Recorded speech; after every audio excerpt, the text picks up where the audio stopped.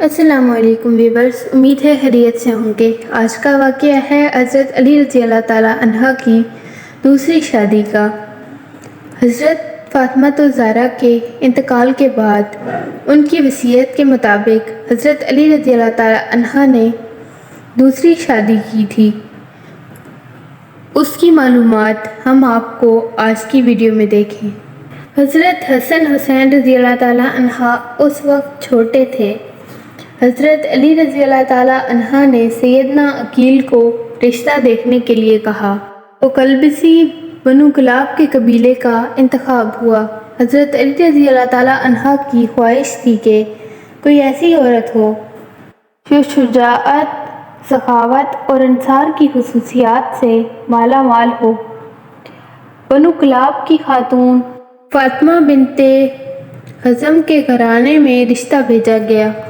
سردار حزم اپنی بیوی کے پاس گئے اور فرمایا کہ سیدنا علی رضی اللہ تعالیٰ عنہ کا رشتہ بیٹی فاطمہ کے لیے آیا ہے۔ کیا آپ نے اپنی بیٹی کی ایسی تربیت کی ہے کہ وہ نبی کے خاندان میں بیائی جا سکے؟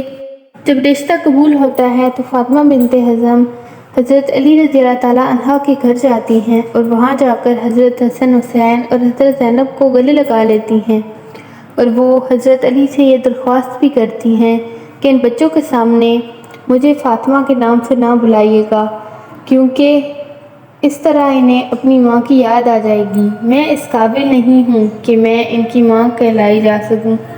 میں یہاں ان کی ماں بن کر نہیں آئی، ان کی کنیز بن کر آئی ہوں۔ کہا جاتا ہے کہ آپ نے کبھی بھی انہیں بیٹا کہہ کر نہیں بلایا، بلکہ ہمیشہ مولا کہہ کر بلایا کرتی تھی۔ حضرت علی رضی اللہ تعالیٰ عنہ سے انہیں 4 بیٹے ہوئے، اس لیے انہیں ام البنین بھی کہتے ہیں، یعنی کہ بیٹوں کی ماں۔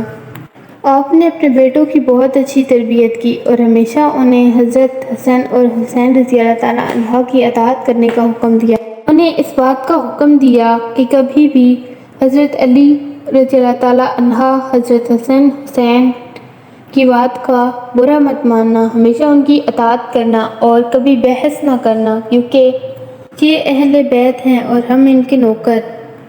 ان کے 4 بیٹوں میں حضرت عباس ابن رضی اللہ تعالیٰ عنہ، حضرت جعفر رضی اللہ تعالیٰ عنہ، حضرت عثمان رضی اللہ تعالیٰ عنہ اور حضرت عبداللہ ابن رضی اللہ تعالیٰ عنہ شامل ہیں۔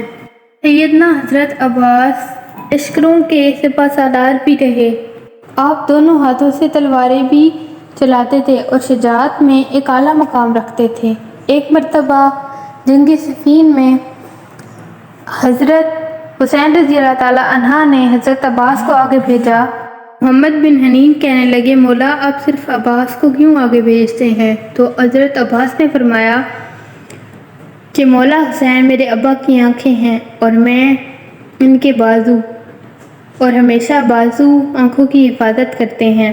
حالانکہ حضرت عباس رضی اللہ تعالیٰ عنہ حضرت حسین سے عمر میں چھوٹے تھے۔ میدان کربلا میں جب ایک ایک کر کے لوگ مارے جانے لگے اور شہید ہونے لگے تو حضرت عباس نے حضرت حسین سے اجازت لی کہ مولا مجھے اجازت دیں تاکہ میں جنگ لڑ سکوں۔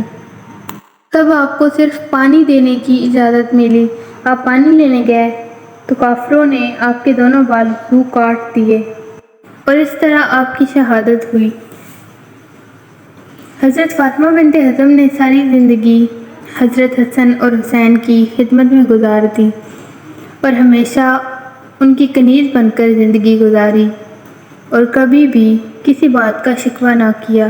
حالانکہ جب میدان کربلا میں